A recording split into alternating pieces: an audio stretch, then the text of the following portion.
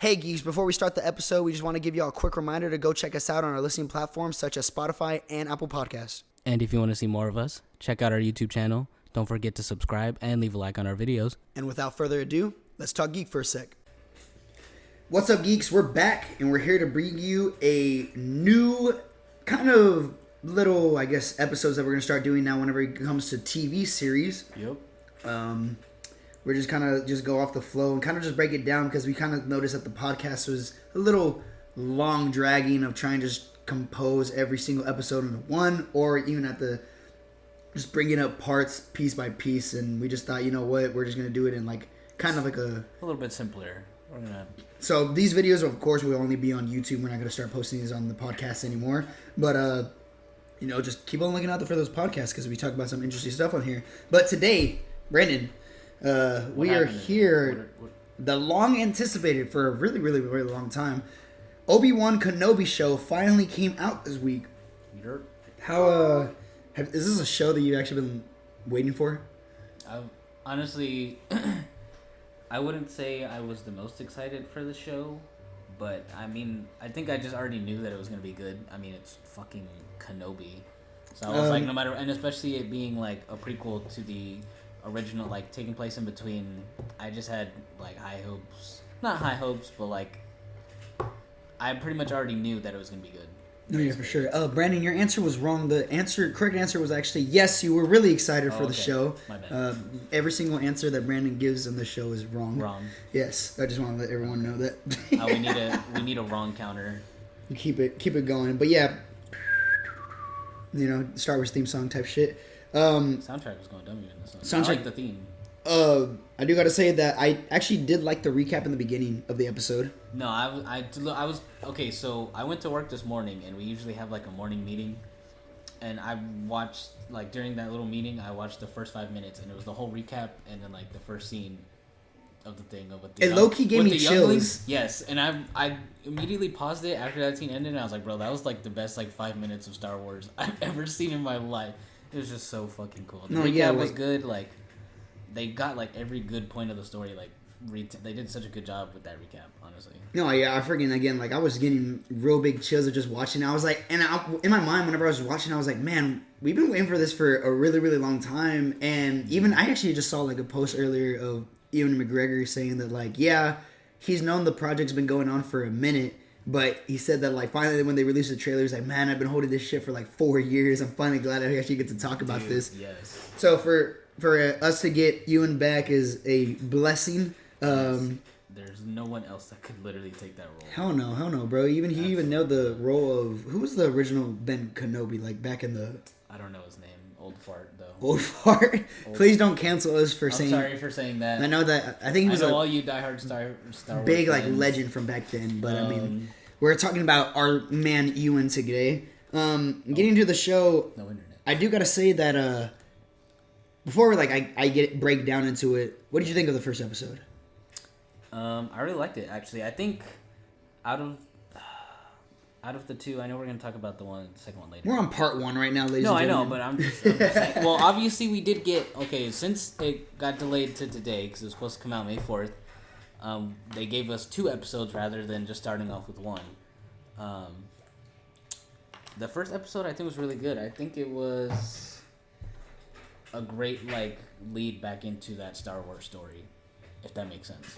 'Cause, I feel like having Boba Fett, even though he ties into the whole Skywalker saga, that one still, because it still involved the Mandalorian, that show felt separate. Mm-hmm. This one you could tell felt grounded to the originals. Exactly, and it's kind of feels so. I don't know. It just feels like straight amazing that we get to bring back to a time period of Star Wars where people, just Star Wars fans, really loved that time period of right in the middle of going into A New Hope, right after Revenge of the Sith type beat. Exactly. So of course we see that it is 10 years later, and of course ever since the whole big battle, everyone remembers Revenge of the Sith if you're a real fan. I mean, who couldn't? Honestly, how do you not know that? My favorite Star Wars movie, in my opinion, is it the best one? Honestly, Empire Strikes Back is probably the best one. But got to give it up. We're back in our hometown of Tatooine. Can't fucking get away from this place. It's always Tatooine. I get it. It's like it's such an abandoned planet, but like it just always gets drawn back from the prequels and the original saga. I don't even think we see Tatooine on the like the Rey saga, right? We don't really see Tatooine. I could be completely wrong. I think it's called like Jakar or some shit like that, some bullshit or whatever. I know we get introduced like right away to like the Inquisitors, and of course the cool. First time that I've actually seen the Inquisitors was back in I think Star Wars Rebels. Mm-hmm. I heard a lot of people actually complain about the main actor not looking. They said because he didn't look. I think because like in the Rebels, doesn't he have a long hair? I've never watched Rebels. Because he has a chubby face. Brandon just doesn't want to say it. No, but like okay, so the animated one, he had like a long head, right? And then this one, he just got a regular fucking head. I think that actually came back into like what people were complaining about Cad Bane and Boba Fett as well. It's just like it's a cartoon. I mean, like there's not that many. Going from a cartoon to real life, like. What do you want? I think they did better on Cad Bane though than they did in the Grand Inquisitor, in my opinion. But definitely did. He was still pretty cool though. It's like they wanted to starve these actors so they could play the part. Fuck, hey, you gotta do what you gotta do, man. I mean, I guess so. Also, I think the Inquisitors were also in the Fallen Order, if I'm mistaken, or if I'm not mistaken. Some of them. But any of these in there or no?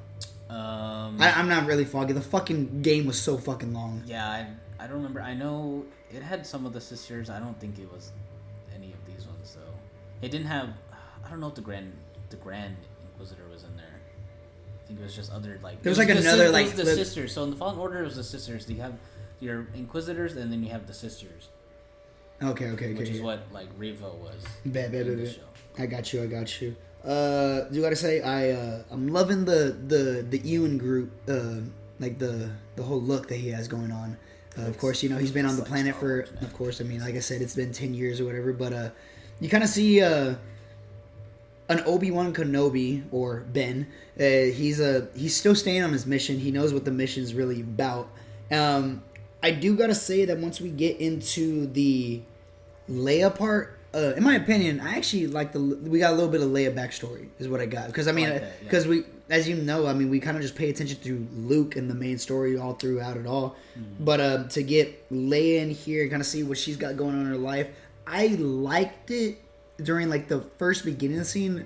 In my opinion, I honestly think that maybe it's too much of like a side story for Leia. In my opinion, I like it, but at the same time, it's just like, is it really like that? They're involving her too much. Maybe that, but also, like, did they not really have another idea of what to have Obi-Wan do? Because honestly, I really thought that Obi-Wan was just gonna be on Tatooine this whole time. I want to say, I could be completely wrong. So Star Wars diehards, please do not come for our throats. But yes, I know there was books like the Star Wars Legends books that like. I think explained what he was doing for like 30 years in the desert. I don't know what the fuck he was doing, but I think he was there like the whole time. He probably went on other missions, but I think this one is unique. So I think this story, unless they did do it in those books, I think this is just an original story it kind of makes sense in a way to give Leia some light, like you said. No, I actually, whenever I kept on watching, I started making a little bit of connections here and there to like, okay, maybe that's why, like in A New Hope, whenever when she contacts Obi-Wan, because it's like, oh, I know Obi-Wan from, I guess now this moment. That saved me before. Yeah, so probably saved me again. So it makes sense, but at the same time, I have my different opinions on it. But of course, we get the original actor that plays Uncle Owen back. I don't even know his name either, so I honestly should have pulled this up on the laptop so I could have looked. But Owen is a pretty funny name. No, it's like a very human name in the world besides Ben. If anyone's watched Total Drama Island, isn't Owen the guy that won the first season, the fat white cartoon? The Canadian. Yeah, Brandon knows I love Canadians. That's a separate subject. But we're get back on track. Come on now. But you kind of see like there's a hatred towards like Obi-Wan, which is kind of weird because is it because maybe he's cared for Luke so much and he really knows what Luke's true purpose is and why Obi-Wan Kenobi is here? Like he just developed that much of a quote unquote father-son bond between him that makes him hate Obi-Wan Kenobi that much. I think it's because he blames him for Anakin turning to the dark side. Or at least that's what I got from their little interaction was that he like he doesn't want. I mean, as much as Ben wants to train Luke, Owen doesn't want him to because he's like, well, if you train him, what if he just turns evil, just like Anakin did with you? I mean, I know you're a great Jedi and whatnot. I thought we were all like just fucking a bad teacher. Peace and butterflies out there whenever we gave fucking little Luke baby to them. Like, oh, look, the fucking two sons and all that. Like, oh, yeah, I love you, Obi-Wan. Like, and then I fucking hate you, Obi-Wan. Thank you, Obi, for this child. I want to raise him, but I don't know. Maybe he just wants to raise him right. I don't know. Also, at the same time, I like, dude, Owen was guilt tripping the fuck out of Obi-Wan. No, he got it good. Like I was listening, and I was like, damn, this Loki's fucking. It was tough. It was tough to watch. We see at like one point, Obi-Wan. I actually like that little nightmare sequence that he had. I like how they use old clips from the movies. Like, you know. Oh, yeah. I'm super excited that like we can just keep on, especially having what's his name again, Hayden Christensen. Yeah, I'm glad that he's back. I actually saw a picture earlier of both of them, and Ewan looks the fucking same, and Hayden looks like he put a little bit of age for looking younger. Like he had a little bit of wrinkles. I'm like, damn. I'm like, the fuck's this guy been doing since like the Revenge of the Sith? He's been on a farm. For real? Yep. Oh, damn. I think he's living the Tatooine life. I think after Revenge of the Sith, he tried to do 1 or 2 other movies, and then I don't think they did so well. So he kind of, I think for a time he thought Star Wars like ruined his career. Natalie Portman thought the same thing. Damn. And then he just went to go live in a house on a farm, and just chilled for years. One of the main questions that I have, especially during that little house scene, is that the same house that he lives in A New Hope? It should be, right? Or they're just little hut? It's a little cave hut, or does he have someone else? I can't remember. I felt like it's something different. I don't know if they ever showed his hut. No, they did. Oh, they did. His house. Yeah. Yes, I mean, is it the same one? I don't think it is. No, I'm sure he moved around. I'm sure he has to move around to keep his identity like a secret. For sure. Whenever he calls for Qui-Gon at one point, do you think we'll see a return of Liam Neeson? I was low-key hoping that. No, dude, I would have flipped my shit. In some kind of like vision form, like astral form. I guess it's true. No, I think I want to say that's foreshadowing for him. He's definitely gonna come. What's really confused me is that it's been 10 years since all this happens, and Yoda's told him that, like, oh, teach you the ways of how to communicate with your master. You're telling me it's been 10 years and this motherfucker hasn't nailed that like skill yet? He also, I think, just similar to what Luke did in like the Rey saga, like the sequels, is he cut himself off from the Force. Yeah. So I'm pretty sure he just. Obviously, to hide himself, so he wasn't found yet. I'm not the person I used to be. So he probably, like, I bet you when he was calling to Qui-Gon, it was kind of like half-assed, like he knew he wouldn't come. Because ultimately, he'd, like, if he cut himself off from the Force, he wasn't using the Force to communicate. He was just, you know what I mean? It was kind of like a. No, that's nuts. Imagine half, you know what I mean? half using the Force. You gotta be a lazy ass for that. That's crazy. Like, hey, Qui-Gon, and it's just like, nah, he's not gonna show up, but what if? You know? Yeah, for sure.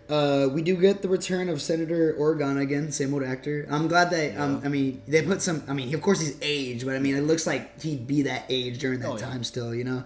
It makes sense, C-3PO, we saw a little bit of him for a sec. Bit, yeah. I was actually really excited for that. And I actually like the cousin scene between Leia, because she's a little sassy. She's smart. No, she was getting on her ass.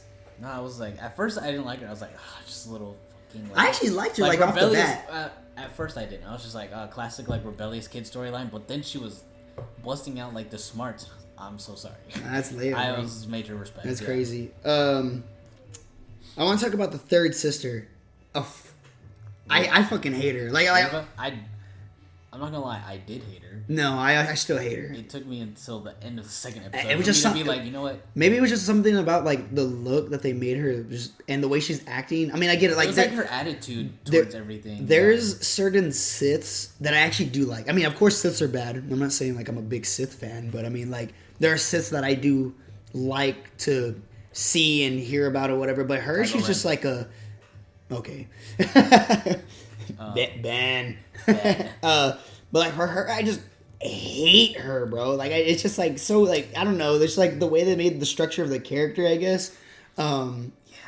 She doesn't know how to be a real true Sith, and Inquisitors aren't even like a team player. Aren't really like Sith either. They're Jedi turned into. They're mainly turned Jedi. Just because like they didn't want to die themselves. And I could kind of see a little bit of a.